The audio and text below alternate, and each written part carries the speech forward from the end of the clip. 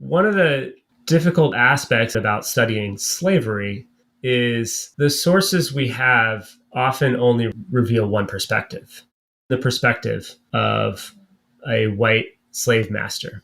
So we're often left trying to guess or figure out what the motive in each story is.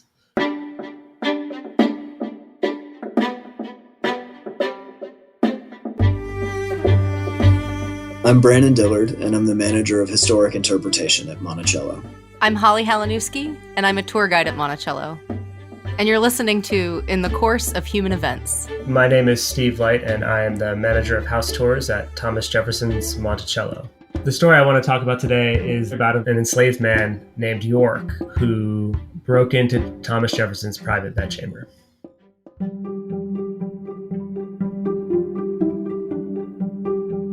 In 1798, Thomas Jefferson was serving as the Vice President of the United States, and for long portions of his year, he was living in Philadelphia, which at the time was still the U.S. capital. York was 16 years old at the time, a field laborer, a position where his duties likely did not take him into the main house frequently at all. But on this occasion, York entered the house, which was probably empty at the time, and broke into Jefferson's bedchamber, which contained his bedroom, his office, what he called his cabinet, and his library. We're talking about Jefferson's most personal protected spaces at Monticello. So the thing that I find interesting is that at Monticello, enslaved people live where they work. So the fields are going to be far away from the mountaintop and far away from the house proper. The fact that York makes his way to the house to enter into it and then be able to find a room, it makes me ask the question, where did he get the information? I think something to consider is the larger network of the enslaved community and how information may have been passed. York had apparently taken the screws out of the lock, and before leaving, he tried to rearrange the lock so that no one would notice that the lock had been tampered with. And if you come to Monticello, you can see this lock. And it's something that clearly Jefferson put some thought into himself. The lock was connected by a wire system that went across the room, which enabled Jefferson to lock and unlock it. We're not exactly sure how, but from the other side of the room. So it's something that Jefferson thought about. That represents kind of Jefferson, the gadget guy. Isaac Granger, in his memoirs, refers to Jefferson working on locks. This is a weird thing that people during this time did. King George played with locks. King Louis played with locks. Wealthy Euro-American men, white men, are studying the world around them. So when Granger is referring to it, he's also shedding some light on a broader idea of the Enlightenment, sort of giving us insight into how Jefferson falls into this larger culture of intellectualism. What I think is fascinating about this story is the way in which it sounds like York figured out how to manipulate this lock so that it looks like it wasn't even damaged. And that is fascinating, because it means that he had to have looked at it and tinkered with it and thought about it. Or, to speak to Holly's point earlier, maybe he didn't do it alone. York stole clothing. He took a book on traveling with horses. He took various other objects and trinkets, including a penknife, and he took a gun. Clothing. This could be used for warmth or to disguise oneself. The books, as well as some of the other things he took, York could have been using to sell. And then, of course, he steals a gun. And this could be used for self-defense. This could be used for hunting. But one of the things that crosses my mind is, was this break-in a step that York was taking towards trying to escape from slavery? You know, we have a lot of students who come visit, and one of the things that I hear a lot, and I'm curious, Holly, if you hear this too, kids who say things like, "Oh, I would run. I would escape. Absolutely, I would run away." And do you have that conversation with them? I do, and I think it's very, very normal to react that way. Well, why didn't you fight? Why didn't you run? I would have. But then you ask maybe a deeper question. Well, would that be your response if you thought that your mother's life was threatened? Would that be your response if you knew that if you left, you were leaving your younger siblings to possibly receive a punishment that you weren't there to receive? How does that change your answer?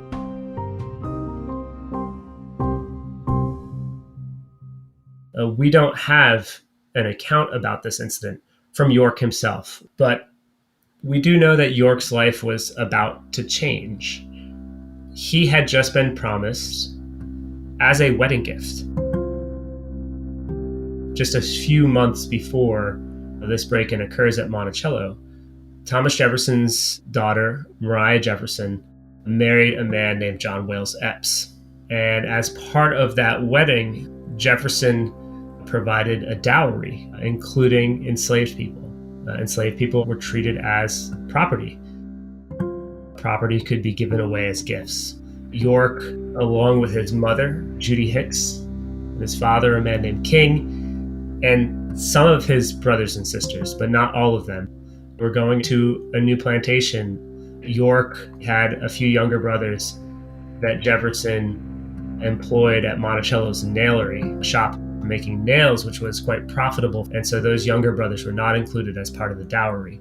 A change in ownership for any enslaved person was a moment where the reality of their powerlessness in this system was obvious. Frederick Douglass actually wrote about this as the primary and most challenging aspect of slavery. It's not the physical punishment, it's the fear of separation.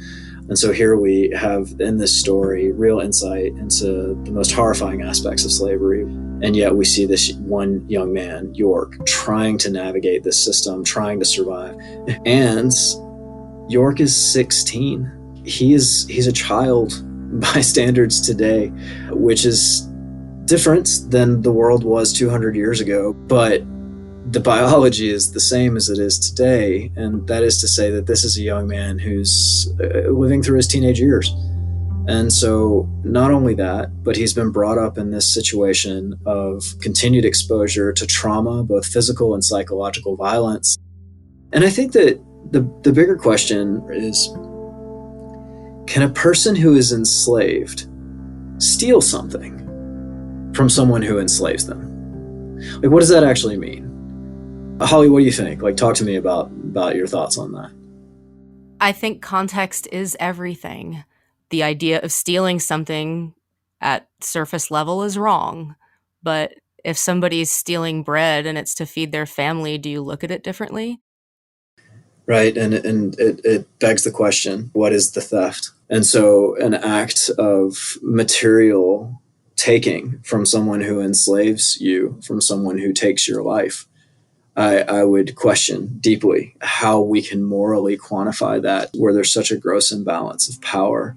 You know, we talk about this theft at Monticello, but I can't help but think I'm seeing this story as resistance at Monticello. I think the larger context of the story is really important here. York has a family, and I wonder, maybe he was trying to work for the freedom of someone else in his family, or multiple parts of his family. Maybe he wasn't acting alone in his own self-interest. Maybe it was an act of desperation for the whole family unit, and he was thinking more broadly about the people that he loved. So many of the stories that we tell at Monticello are actually stories of resistance, in which enslaved people who were told that they were property managed to time and time again reaffirm their humanity.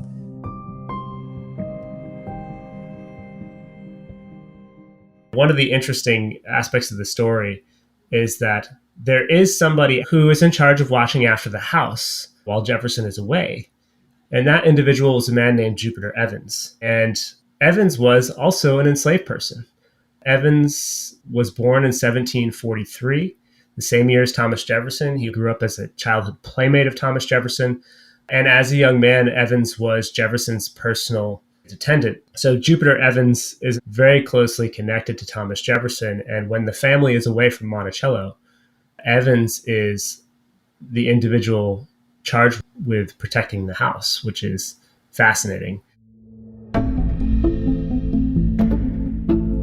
Jupiter Evans is given a near impossible job, which is that he is asked to look over Jefferson's property while being Jefferson's property. And so what a very challenging position to be put in. I think that the idea that York was able to make it past the lock to be in the bedchamber, to remove items, and then put the lock back together and leave, and have all of that happen as if there were no other members of the enslaved community around is very unlikely, particularly in the case of Jupiter Evans.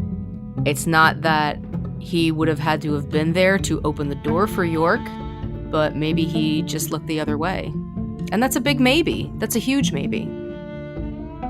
There are these conversations that we have to have about the types of personal relationships that exist between people who were enslaved and the people who enslaved them. Jupiter Evans, he's close to Jefferson. That doesn't mean that he has like personal feelings that we necessarily know. It means that proximity-wise, he is close to him. He has spent his life around him. What were Evans' feelings about Jefferson? We have no idea. But I think we have to allow for the entire range of human emotion. Everything from he could have absolutely abhorred Jefferson and seen only his captor, to the possibility that genuine affection could have existed between the two. And yet, no matter what the feelings were, we have to recognize that it existed within this gross imbalance of power and this system whereby Evans had no ability to consent to the nature of the relationship one way or the other. And then you add to that the fact that he's negotiating this proximity to Jefferson with the rest of the enslaved community. It's just super complicated to think about what the personal relationships were like between people who were enslaved and the people who owned them. And not only that, Brandon, but the word resistance doesn't jump right into my mind when I'm thinking about Jupiter Evans. Maybe because of his proximity to Jefferson, maybe because of what Jefferson trusts him with.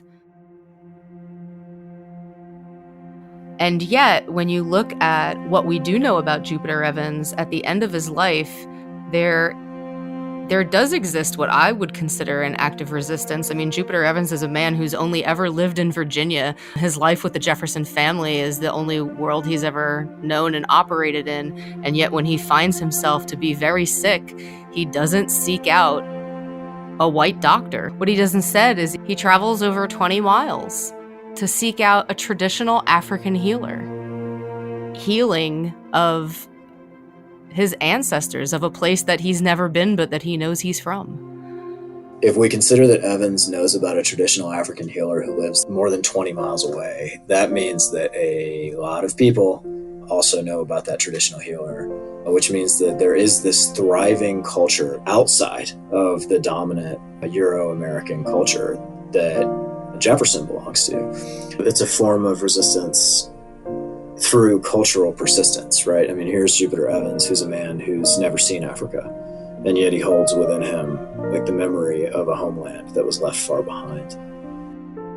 So while Jefferson was up in Philadelphia, his daughter, Martha Jefferson Randolph, and his son-in-law, Thomas Mann Randolph, were living nearby Monticello at Belmont. And most of our evidence for the story comes from the letters that are written by Thomas Mann Randolph to Jefferson. And he talks about how he discovered that York was the individual that broke into his bedchamber. He says that he had observed York with a gun skulking about my plantation, and it is upon seeing York with a gun in his hand that Thomas Mann Randolph discovers the items that had been taken from Jefferson's bedchamber. I'd love to be able to tell you all how Thomas Jefferson responded to this incident. Unfortunately, we don't have any letters. In terms of any letters he sends back to Thomas Mann Randolph, he doesn't mention the incident. What I always ask myself when I'm considering a primary historic document is, who's doing the writing? And who are they writing to? And what are each person's motives? You know, Thomas Mann Randolph, I mean, he's Thomas Jefferson's son-in-law, but he's a very interesting man in his own right. He says that when he is at Monticello among the Jefferson family, he feels like, quote, the silly bird among the swans. He feels out of place. I mean, can you imagine being Thomas Jefferson's son-in-law? Like, that's a lot. That's intense. This is a very complicated family dynamics, right? I've read these two letters quite a few times, and I feel like Thomas Mann Randolph's tone is interesting to me. I mean, it could be portrayed as there's been a break-in and things have been stolen and things like that, but he almost seems to downplay the incident. The end of both of these letters, he goes from telling this story into some really mundane kind of everyday information. At the bottom of one letter, he says, "Oh, and by the way, could you purchase some glass?" And then in another, he recounts the weather. I also think there's something to Holly. He just says, yeah, you had a gun. I wasn't sure if it was yours or not. He says, I'm not super familiar with all of your guns, basically. It makes me question if he is trying to give a perception of control over the situation. Like he's kind of writing to his father-in-law and saying, this thing happened and I know you're going to find out about it, but don't worry, I've got this. In terms of what happens to York, unfortunately, the sources don't tell us. We know from records of other enslaved individuals the types of punishment that could have been possible. There's an enslaved person named James Hubbard who runs away from Monticello multiple times, and when he is captured and brought back, he is sold away from the plantation, as well as the instructions sent from Jefferson to having him, quote-unquote, flogged in the presence of his fellow nailery workers, as an example. We don't know what York's motives were, but it's interesting that he took a gun, I think, because if you study the plantation south, you know that there's plantation owners who are constantly fearful of uprisings and slave revolts. Monticello was a plantation. It was a place where almost 200 people lived at any one time, and the vast majority of those people would have been enslaved.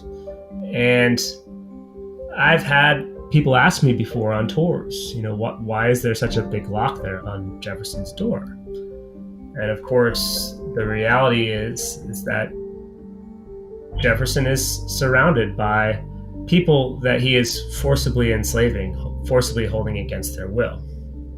There was always the potential for violent uprising. And that is something that he thinks about. In Notes on the State of Virginia, he says, I tremble for the fate of my country when I reflect that God is just, that his justice will not sleep forever. The most famous Jefferson quote on slavery, I think, is a letter he writes around the time of the Missouri Compromise in 1820, where he writes, quoting an old Roman proverb, he says that slavery is like holding the wolf by the ears. You don't like holding on, but you don't dare let go. And people are familiar with that quote, but they're not familiar often with the next sentence he writes, which is, justice is in one scale and self-preservation is in the other.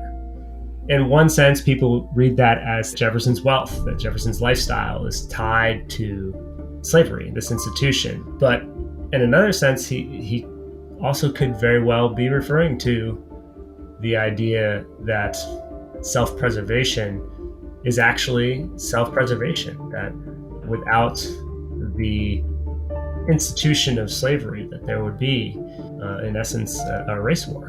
And that aspect of the plantation, that aspect of what a plantation meant in Jefferson's time is hard for us to view today because we have this tendency to see the beauty of the mountaintop.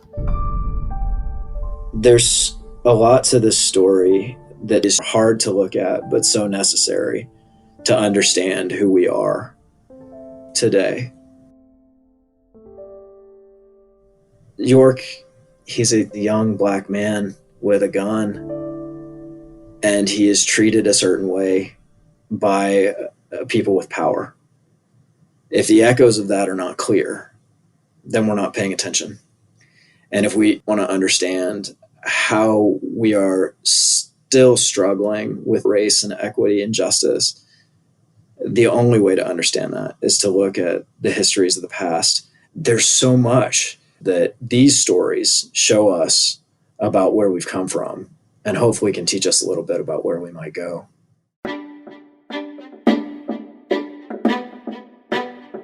Brandon, I'm really glad we had the opportunity to have this conversation, and also all thanks to Steve for helping to tell this story and giving us the opportunity and the platform to have these really important discussions. Yeah, thank you, Holly, and thanks to Steve as well. The Monticello is a place where we can share these histories, good and bad, and we're grateful to all of our listeners, to all of our visitors, and to anybody who wants to learn a little bit more about the past.